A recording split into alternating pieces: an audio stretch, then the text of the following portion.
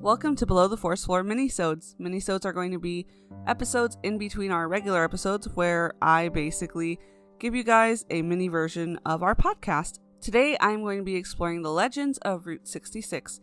Now some of you guys may be wondering what a road has to do with anything creepy, scary, or beyond belief.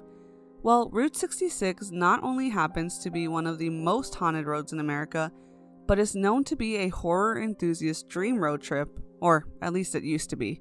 We'll get more into that later. Along your trip, you will be able to visit places like McPike Mansion in Alton, Illinois, Zombie Road in Wildwood, Missouri, and the Coleman Theater in Miami, Oklahoma.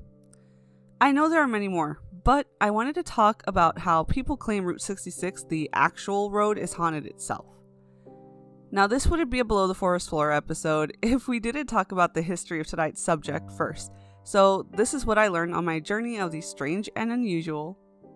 Our story begins in the 1920s when cars started becoming more accessible to the general public and therefore caused a mass production of vehicles, prompting the US government to jump into action. They decided that the best option to ensure safe travel across America would be to create a federally numbered road that could also branch out to smaller roads, allowing a new and safe way to travel further for longer than ever before. This is how Route 66 was created. It was officially adopted by the American Association of State Highway Officials on November 11, 1926, making this year its 95th birthday. Route 66 originally used to pass through Illinois, Missouri, Kansas, Oklahoma, Texas, New Mexico, Arizona, and California. Well, that is until highways and other realignments caused it to be mostly made up of segments of interstate. In 1985, it was unfortunately removed from the United States highway system due to all the renovations. Fortunately, Illinois, Missouri, New Mexico, and Arizona have since come together to announce that a byway that basically followed a similar path to the original Route 66 would be called Historic Route 66. Although this does mean that you can no longer originally drive the entirety of the original Route 66, you can go through sections of it in certain states that have preserved parts of it, or you could take Historic Route 66. But a lot of people feel like it's not the same to be able to do that.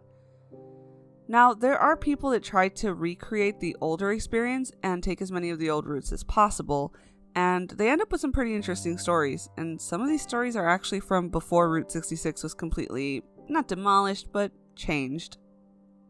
I mean, with any area being almost 100 years old, there's bound to be some sort of crazy history there, and we're here to talk about the spooky side. I remember when I was younger reading about strange places in America in one of the many books that I used to read. I don't remember the name, I wish I could, but one of the stories in that book was about Route 66. It shook me to my core so badly, in fact, that I still check my passenger seats while I'm driving alone at night. Legend has it that if you don't have every seat of your car filled while traveling Route 66, you may end up with an unwanted visitor. Some of the spirits along the road tend to appear in the empty spots in your car. Some people claim that these spirits aren't trying to harm you at all. They just show up because it's what their spiritual energy replays of them once being on that road. While others believe that these spirits are a bit more malicious than that. Some even say that they are there to take your soul. Now, I'm not sure how true that could be, but it is pretty spooky if you think about it. Now, I have seen several people claim that this has happened to them on TV. Not the soul stealing, just like spirits ending up in their car in the passenger seat or, in the back. And you see them on TV, doing interviews and stuff like that, especially around Halloween time. But they were all pretty generic stories of seeing someone appear next to them. And honestly, I've heard so many of these, not just from Route 66. Tons of people have had these instances happen to them. Luckily not me yet. That would have been terrifying, or that would be terrifying. It sometimes does make me wonder what, prompts a spirit to be able to do that, or to do that in general. Is the car haunted? Is the road haunted? I really would like to know. Or maybe it's, the side of the road, something happened and they're just like, oh, I'm gonna just hop in this car. Whatever, I'm a ghost. I've got nothing better to do. Heck, even my own mom has a story like this. Here's a very small version of it. One night, she and her siblings and cousins were all going to the corner store in her older sister's van when the older sister that was driving looked in the rearview mirror to check on the kids and saw a little boy that they did not recognize sitting in the middle of everyone. They all started freaking out, and when they looked back in the mirror, he was gone. That was terrifying. I literally get so panicked looking in my mirrors now because of that story. Another legend of Route 66 has to do with a young woman dressed all in white who walks along the road when it's completely dark. People have tried to pull over to check on her, to try to give her a ride, or some even try to strike up a conversation with her. Eventually, they notice she isn't human at all when she disappears right in front of their eyes. I can imagine stopping to try to help someone who looks like they're in trouble when poof, they no longer exist. I don't think that my brain could handle that kind of an interaction. Weirdly enough, though, people aren't the only things that you're going to find haunting Route 66. According to Linda Dunning, author of Specters in Doorways, The History and Hauntings of Utah, while on a trip on Route 66 one night, her husband spotted a flaming truck barreling down the middle of the road. Fire was coming out of the smokestack and sparks were shooting off the tires, as Linda's husband immediately pulled over to give the vehicle some room. Obviously, if I saw that coming towards me, I would do the same thing. That's terrifying. It was apparent that this was no average truck, and there was something otherworldly about it as it disappeared into the night. Now, if you're on an extremely long trip, some could say that these are, just tricks of the mind being played on you, which I understand. I remember going on a trip from Illinois to Texas with my husband all in one go, not stopping to sleep or anything except we would switch. He would sleep in the passenger seat and stuff like that. But I never got to the point of seeing visions of things like flaming trucks or spirits. I don't think I could have gotten to that point. But who knows? Everyone's different. Think that's weird? Well, don't look up at the night sky while on your journey because you may end up seeing floating lights when passing through New Mexico. Witnesses believe that these lights are UFOs.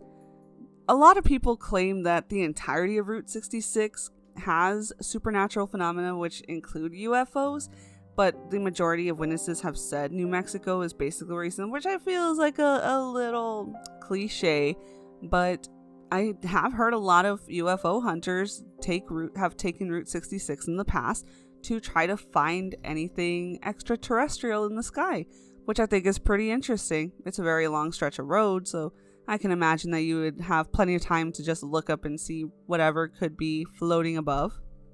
I mean, I've personally never seen anything out of the ordinary or strange in the sky that wasn't explainable, but my mom and my brother have, so who knows what you may find on a journey this long.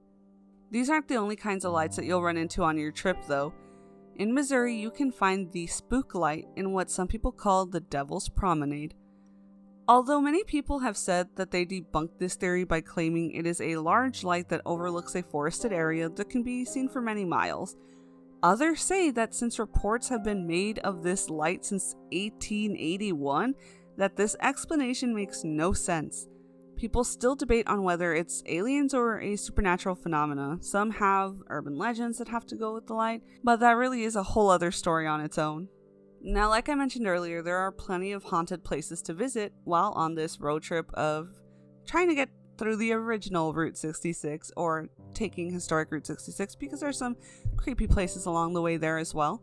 But I feel like each of those haunted places does deserve their own personal podcast episode, so that's why I am not going to be going through all of those today.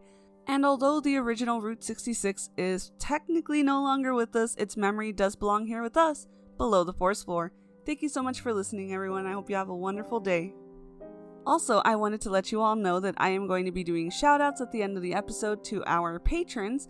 If you are a patron of the channel on Patreon for Below the Forest Floor, we will give you credits at the end of our episodes from now on for helping support the podcast. So thank you to Lotus Vincent, who is in our deity tier, which allows you access to behind the scenes episodes, our full scripts that we've created, and everything in between, especially episodes that are free to download with no ads.